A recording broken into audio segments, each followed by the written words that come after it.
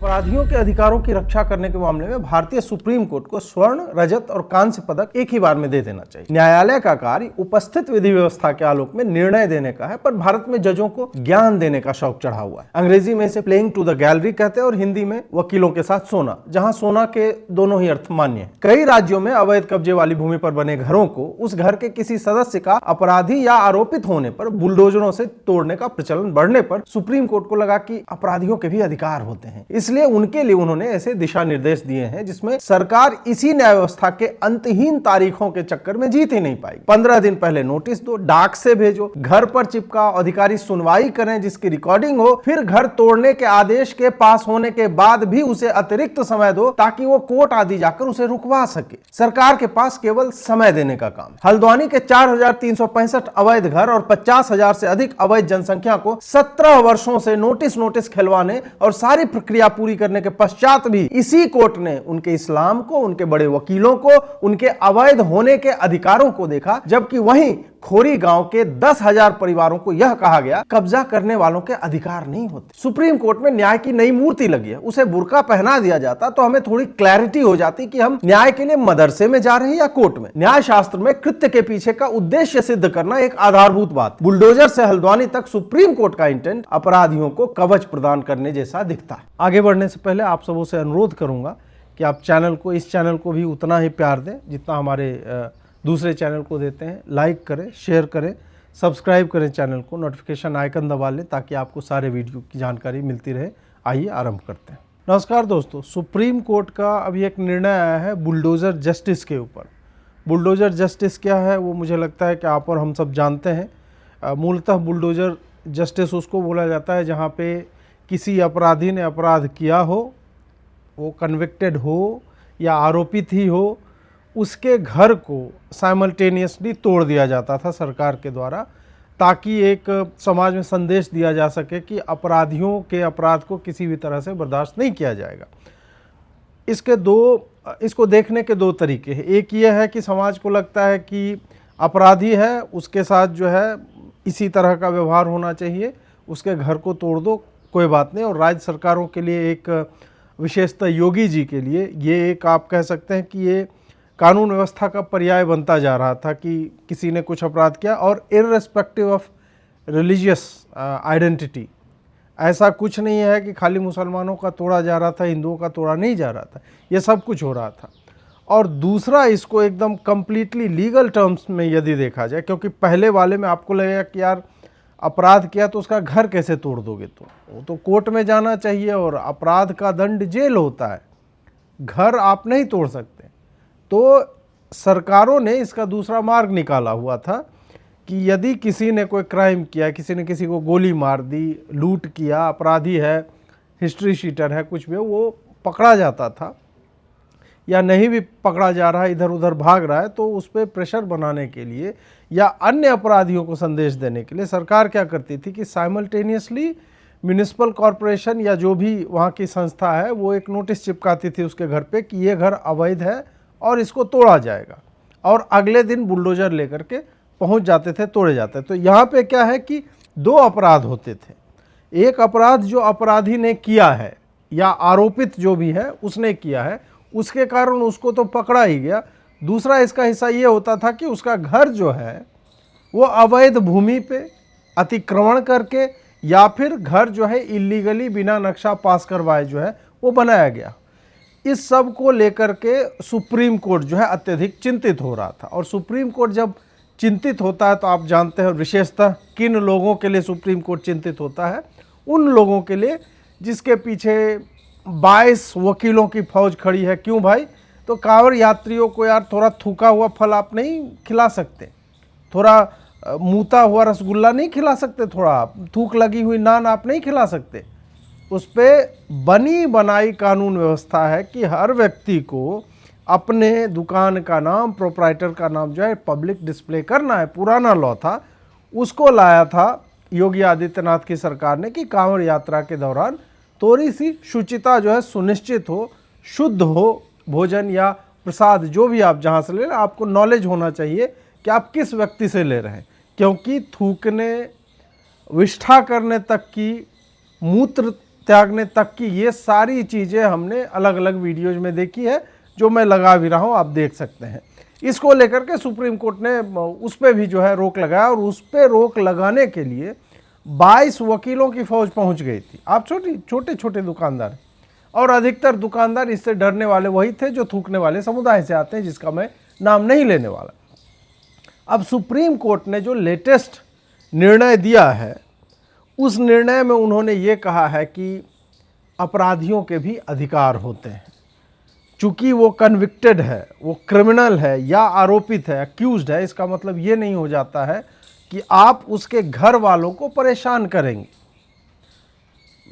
एक तरह से टेक्निकली तो ये सही बात है, मतलब प्योरली लीगल टर्म्स में देखा जाए तो अपराध भारत में ऐसा है कि अपराध जो है, जिस अपराधी ने किया दंड उसी को मिलेगा, उसके परिजनों को नहीं मिलना चाहिए। अब इसमें दूसरी बात यह आती है कि अपराधी जो अपराध कर रहा है, उसका जो नेटवर्क है या वो जो पैसे उगाही कर रहा है या ला रहा है, उसका क्या मतलब उपभोग केवल वही कर रहा है या उसके परिजन भी कर रहे हैं?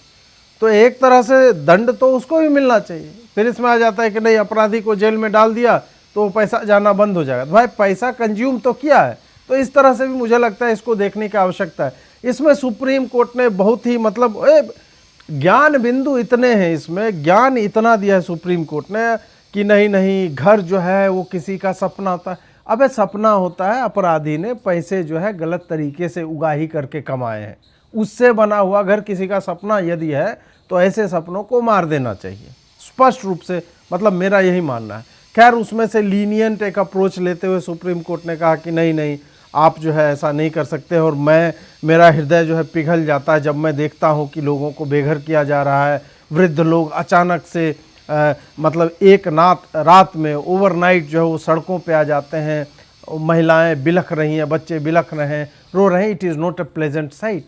ये सारा कुछ लॉजिक दे करके उन्होंने कहा कि अब हम इस पे पैन इंडिया रेगुलेशन फॉर्म करेंगे। पैन इंडिया रेगुलेशन जो हर जगह लागू होगा। क्या है रेगुलेशन? रेगुलेशन ये है कि यदि किसी का घर सरकार को तोड़ना है तो उसके लिए आपको रजिस्टर्ड डाक से एक देना पड़ेगा पहले मैसेज उसको कि भाई आपका घर जो है अवैध है, उसको तोड़ा जाएगा। अवैध पूरा घर है या घर का हिस्सा है, ये भी आपको बताना पड़ेगा। उसके बाद आपको उस घर के परिसर के बाहर एक नोटिस चिपकाना होगा कि आपका घर अवैध है, इतने दिनों की मोहलत है, 15 दिन की, और आप फलां जगह पे आइए। चाहे म्यूनिसिपल कॉरपोरेशन हो या डीएम जो है एक नोडल ऑफिसर नियुक्त करेगा, और वहाँ पे जाके आप अपना पक्ष रखिए कि ये घर हमारा अवैध नहीं, हमारे पास कागज़ है, हमने सब कुछ किया है। तो ये एक समय सीमा दी है। उसके बाद यदि यह निश्चित हो जाता है कि आपका घर अवैध है और पूरा का पूरा घर डिमोलिश किया जाएगा, उसके बाद भी सुप्रीम कोर्ट ने कहा कि उसके बाद भी अतिरिक्त समय उन लोगों को मिलना चाहिए, अपराधियों को जो कब्जा करके बैठे हुए हैं उनको और समय मिलना चाहिए ताकि वो कोर्ट जा सके, वो अपील कर सके, और तब सरकार अंत में जब फाइनल हो जाए, इस सारी प्रक्रिया का अंतिम चरण में जब पहुंच जाए, हर तरफ सेटिस्फाई हो, तभी वो घर डिमोलिश किया जा सकता है। इतना लंबा दिया है। इसमें आप देखेंगे कि सुप्रीम कोर्ट का स्टैंस जो है वो प्रो लॉ नहीं है, बल्कि वो प्रो ह्यूमैनिटी के गाब में अपराधियों के साथ न्याय करता हुआ दिखता है कि नहीं यार, अपराधी को हम जितना अधिक समय से बचा सकें। और हम और आप सब जानते हैं कि इस तरह के आदेशों का यदि सरकार पालन करने लगे तो फिर सरकारें तारीखों के चक्कर में उलझ के रह जाएगी, और कभी भी ऐसे घर डिमोलिश नहीं होंगे जो एक विशेष समुदाय से आते हैं, क्योंकि ऐसे लोगों के लिए पूरी की पूरी एक संस्था खड़ी हो जाती है। और जब समुदाय का मैं जिक्र कर रहा हूँ, वर्णन कर रहा हूँ, वो केवल इसलिए क्योंकि हमारे पास इस तरह के निर्णय हैं, जिसमें इसी सुप्रीम कोर्ट ने एक जगह पे, हल्द्वानी का केस यदि याद हो, जहाँ पे 17 वर्षों से एंटी इंक्रोचमेंट ड्राइव चल रहा है, 29 एकड़ में से 10 एकड़ खाली करवा लिया गया, उस पे पुनः नई बस्तियां बस गई। 2007 से मैं बता रहा हूं, लगातार केस चलता गया। 2022 में उत्तराखंड हाई कोर्ट ने इसके विरोध में निर्णय दिया कि नहीं, ये पूरा का पूरा बस्ती जो खाली होगा। 50,000 से अधिक लोग रह रहे थे, लोग सड़कों पे आ गए, मारपीट किया है, उत्तराखंड पुलिस के लोगों के साथ, और अंततः सुप्रीम कोर्ट जाकर के उन्होंने उस पर स्टे ले लिया। वहीं एक लाकरपुर खोरी गांव है जहां पे 1 लाख लोग, 10,000 परिवार, वहाँ पे जंगल की संभवतः भूमि थी, उसका अतिक्रमण मतलब उस जोन में उनको नहीं बनाना था, वहाँ पे उन्होंने बनाया। और उसके लिए सुप्रीम कोर्ट के एग्जैक्ट वर्ड्स हैं, land grabbers cannot take refuge of law, यानी अवैध अतिक्रमण करने वाले लोग कानून की शरण में नहीं आ सकते, उन्हें लॉ का कोई प्रोटेक्शन नहीं है। तो शब्दावली हम ऐसा क्यों देख रहे हैं? क्योंकि खोरी गांव वहाँ पे बहुलता हिंदुओं की है और संभवतः उनके लिए जमीयत उलेमा ए हिंद या हिंदू टाइप का कुछ नहीं गया कोई संस्था, इधर के लिए पूरी की पूरी मशीनरी लग जाती है, बड़े बड़े वकील जाते हैं और उसके बाद उसको स्टे मिल जाता है। जबकि हर प्रोसेस फॉलो हुआ है, एक एक घर को नोटिस दिया गया है, एक एक घर को समय दिया गया, मतलब जो गाइडलाइंस अभी सुप्रीम कोर्ट ने दी है एग्जैक्ट उससे भी अधिक समय के साथ हर कोर्ट ऑफ लॉ में रेलवे की भूमि ने यह साबित किया है कि ये अवैध अतिक्रमण है। लेकिन इसी सुप्रीम कोर्ट ने कहा कि नहीं नहीं, आप रातों रात इतने लोगों को विस्थापित कैसे कर सकते हो? अब इस पे जो है सरकार इन लोगों को घर बना के दे, एक रिहैबिलिटेशन प्लान हमको बना करके देखे। इस कारण से मुझे लगता है कि इस पर्टिकुलर बात में हमें समस्या है। इसमें एक्सेप्शंस भी हैं जो दिशा निर्देश दिए गए हैं, और मुझे लगता है कि वही एक्सेप्शन है जिसका सरकारें सबसे अधिक यूज करेगी, क्योंकि एक्सेप्शन में है सार्वजनिक जगह पे यदि है तो सुप्रीम कोर्ट का गाइडलाइन काम नहीं करेगा। यदि वो सड़क पे बना हुआ है, यदि वो सरकारी भूमि पे बना हुआ है, रेलवे की भूमि पे बना हुआ है, जंगल पे बना हुआ है, वाटर बॉडी के किनारे बना हुआ है, ये सारे अवैध अतिक्रमण यदि इस तरह से हैं तो आप ये वाला प्रोसेस फॉलो ना करें कि प्रक्रिया होगी, ये फलाना ढिमका लगेगा, तो ये वाली बात है। इसमें वही जो मैं बात बोल रहा हूँ कि इंटेंट जो है सुप्रीम कोर्ट का वो क्वेश्चनेबल है कि आपकी मंशा जो है वो क्या अवैध अतिक्रमणकारियों के साथ है या फिर आपकी मंशा रूल ऑफ लॉ एस्टैब्लिश करने की। स्पष्ट रूप से यहाँ पे दिख रहा है कि बेनिफिट ऑफ डाउट जो है वो सरकार को नहीं दिया जा रहा है। जिसके पास सारे कागज होते हैं, सब कुछ होता है, वो नहीं दिया जा रहा है, बल्कि अपराधियों के साथ सुप्रीम कोर्ट यहाँ पे खड़ी दिखती है कि नहीं नहीं, अंतिम तक वो एक इनका है ना कि भाई हम नहीं चाहते हजारों अपराधी छूट जाएं, वो हमें मान्य है, लेकिन एक भी निरपराध या निर्दोष व्यक्ति जो है वो गलत रूप से मतलब सजा या दंड का भागी ना बने। ये उनका एक मैक्सिम होता है रूल ऑफ लीगल टर्म्स में, ये बार बार बोला जाता है। ऐसा नहीं है कि भारत में हमने नहीं देखा है कि गलत दहेज लॉ में या इस तरह के लॉ में अन्य तरीकों में भी बहुत सारे लोग 20-20 वर्ष जो है वो दंड काट के आ चुके हैं। तो सारी बात घूम फिर के इंटेंट पे आ जाती है। अब प्रश्न ये आता है कि क्या इससे सरकारें रुक जाएंगी? मुझे नहीं लगता है कि सरकारें इससे रुकेंगी, क्योंकि सरकार को यदि कुछ करना है तो सरकार कर लेगी, और सुप्रीम कोर्ट ऐसा नहीं है कि बुलडोजर के सामने जाकर के जज साहब जो है खड़े होने वाले हैं, बिल्कुल ऐसा नहीं होगा। आप कंटेम्प्ट का नोटिस दीजिए, और सरकार यदि डिफाइंग मूड में हो तो मैं बता रहा हूं कि सुप्रीम कोर्ट चिल्लाता रह जाएगा और सरकार अपना रिप्रेजेंटेशन ही देने नहीं जाएगी। तो आपका जो अंततः इन्फोर्स करने की अथॉरिटी है वो सरकार चैलेंज यदि करना चाहे तो वो कर सकती है। हालांकि सरकारें ऐसा मतलब रेयरली देखा गया कि इस तरह का, विशेषतः भाजपा सरकारें इस तरह से कन्फ्रंट नहीं करती है लॉ को, लेकिन हाँ उनके पास है कि वो नोटिस जो है वो बैकडेट कर देंगे 15 दिन पहले का, और सारी प्रक्रिया वो कागज़ पे दिखा देंगे और वो साबित भी कर देंगे। क्योंकि इस तरह से आप एनकाउंटर वाले केसेज में आप देखिए, डायरी उठा करके देख लीजिए, सब में एक ही तरह की स्टोरी रहती है कि हमारे लोग जीप में अपराधी के साथ जा रहे थे, एक पुलिया था, उस पर वन वे रास्ता था, उस पर सामने से कहीं से एक गाड़ी आ गई और उसी वक्त अपराधी ने हमारे बहादुर सिपाही की बंदूक छीनकर भागने की चेष्टा की, और उसके बाद बहुत मुठभेड़ हुआ, गोलीबारी दोनों तरफ से होती रही, और अंततः हमारे पास कोई और रास्ता नहीं था तो हमने गोली मारा, क्योंकि उसने हमारे ऊपर गोली मारी। आत्मरक्षा में हमारे सीनियर इंस्पेक्टर जो थे, सब इंस्पेक्टर जो थे, उन्होंने जो गोली मारी और वो मारा गया। ये एक आप कॉन्स्टेंटली इसी तरह की कहानी जो है, जितने इनकाउंटर होते हैं, इनकाउंटर मतलब इनकाउंटर तो मुठभेड़ होता है, इनकाउंटर में जितने अपराधी मारे जाते हैं सबका डायरी एंट्री आपको ऑलमोस्ट सिमिलर लाइन पे दिखेगा। और कोर्ट भी हंसती है इस पे, लेकिन कोर्ट क्या कर सकती है? भारत में बॉडी कैम जैसा तो कुछ है नहीं कि कैमरा लगा घूम रहे और पूरा रिकॉर्ड हुआ। भारत में है कि उस गाड़ी में उपस्थित 3 सरकारी लोग थे, उन्होंने जो गवाही दी है उसी के हिसाब से चलेगा, तो उसको मानना पड़ेगा। तो सरकार चाहे तो वो इस तरह का रास्ता अपना सकती है।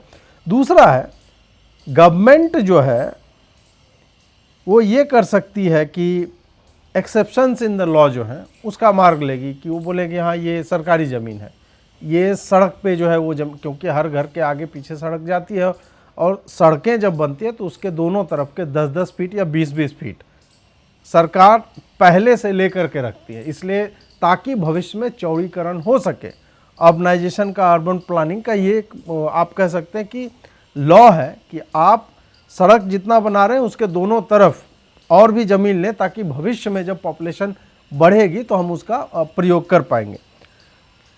एक प्रश्न आता है कि सरकार ये करती क्यों है? ये सबके मन में प्रश्न आता है कि यार योगी जी इस तरह का काम क्यों कर रहे हैं?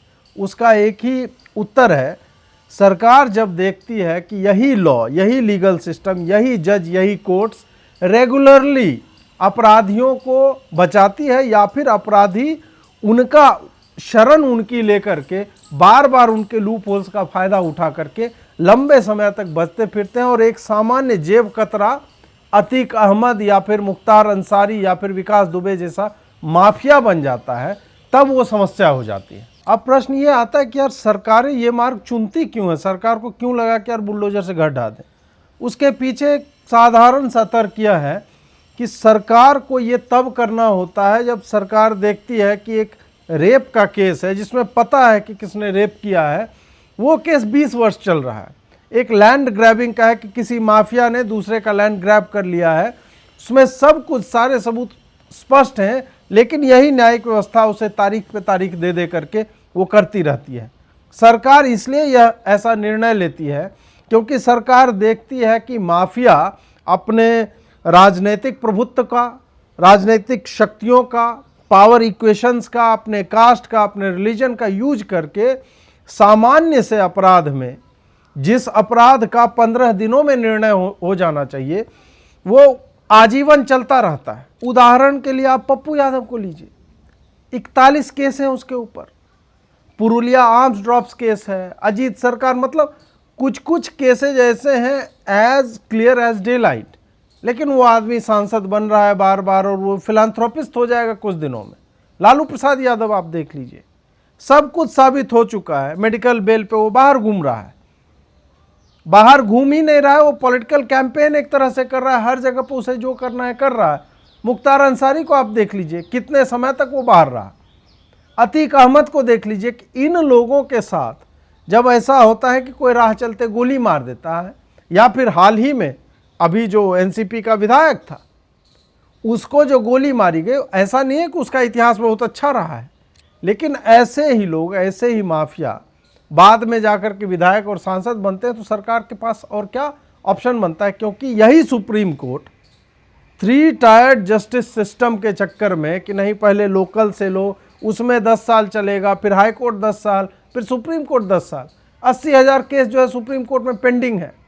तो कैसे आप फेयर एंड स्पीडी जस्टिस जो है प्रोवाइड, वो कर ही नहीं पाते हैं। तो सरकार को लगता है कि भाई बुलडोजर मारो, क्योंकि अंततः लॉ एंड ऑर्डर में जो इम्पैक्ट इस जस्टिस सिस्टम का आया है वो बहुत अच्छा आया है।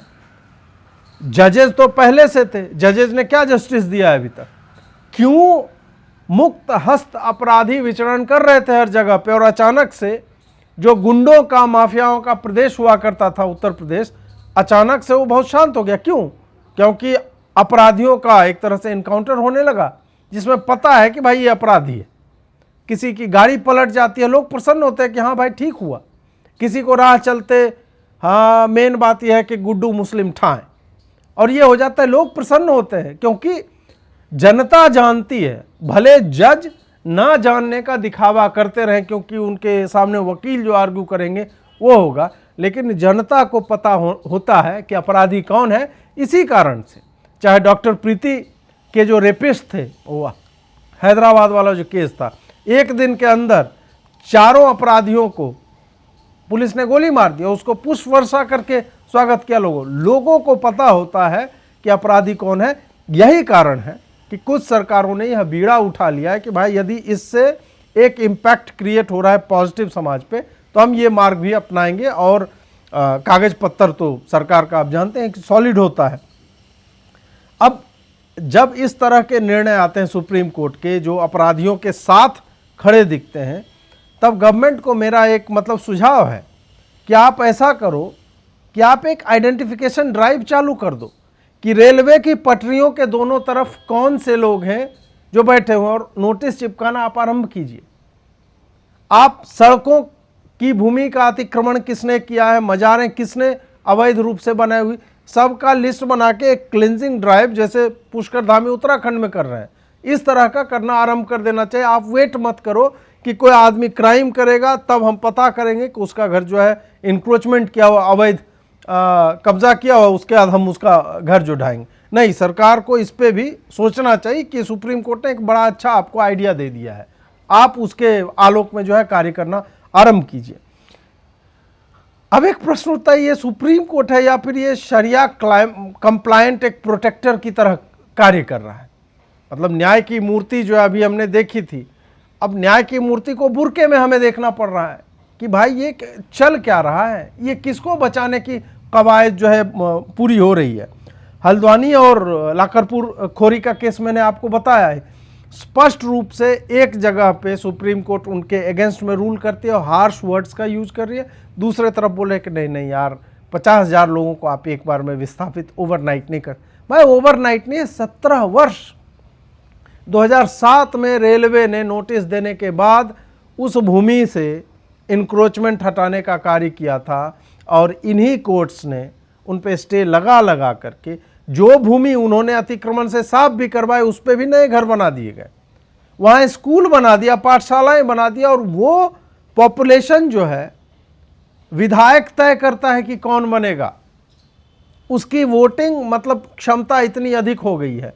तो नहीं मतलब यहाँ पर तो बिल्कुल भी मुझे लग रहा है कि सुप्रीम कोर्ट एक तरह से सरकार को अपराधियों के संरक्षक के रूप में वो दिखाना चाहती है कि सरकार को इसी तरह से उनका संरक्षण करना चाहिए। और जब आप क्रिमिनल्स को एक तरह से रिवार्ड कर रहे हैं, जब आप ये कहते हैं कि नहीं इनक्रोच तो किया है लेकिन सरकार को जो इनको घर देना चाहिए, तो बड़ी बढ़िया स्कीम है इन लोगों के लिए कि बाहर से आओ, किसी एक इलाके पे जो खाली भूमि आपको दिख रही वहाँ पे बस जाओ और सरकार आपको उसी राज्य में जहाँ पे आपके होने का कोई औचित्य नहीं, उत्तराखंड में मुसलमान का जैसे होना, पहाड़ों में कहा जाता है मच्छर और मुसलमान नहीं होते हैं, अब होने लगे, मच्छर भी वहाँ तक पहुँच गए और मुसलमान भी वहाँ तक पहुँच गए। तो वो वहाँ पे क्यों है?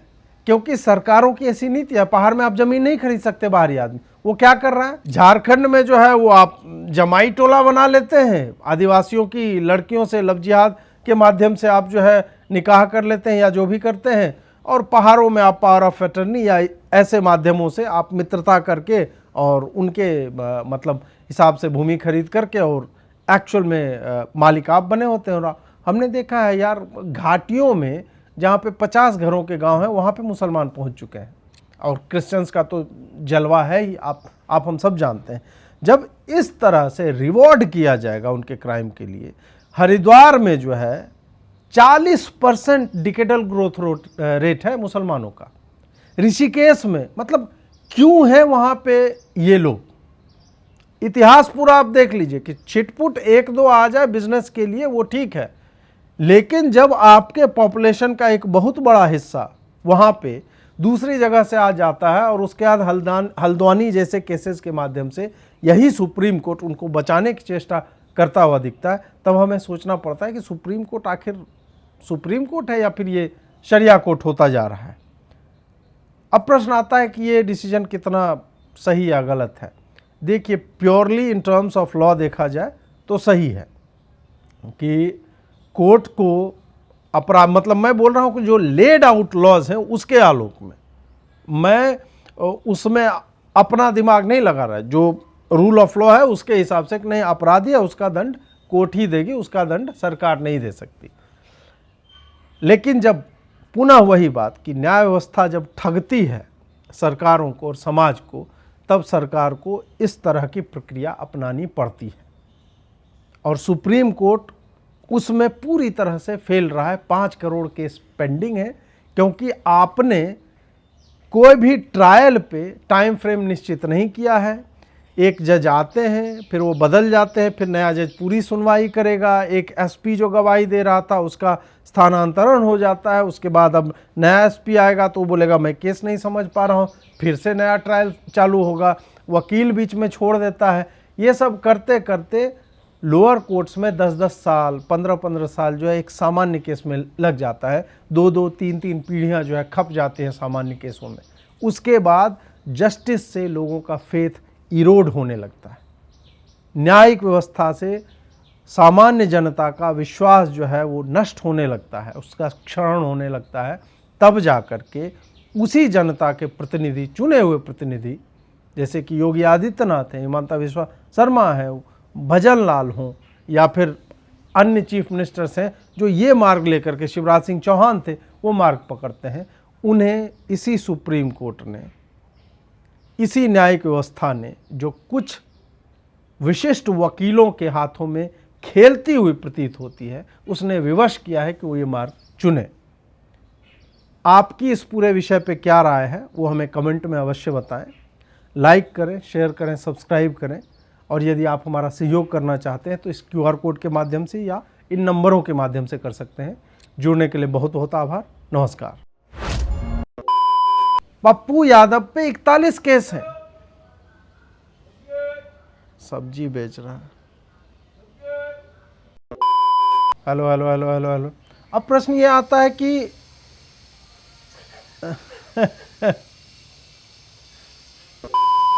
बाहर में शूट करने की समस्या है।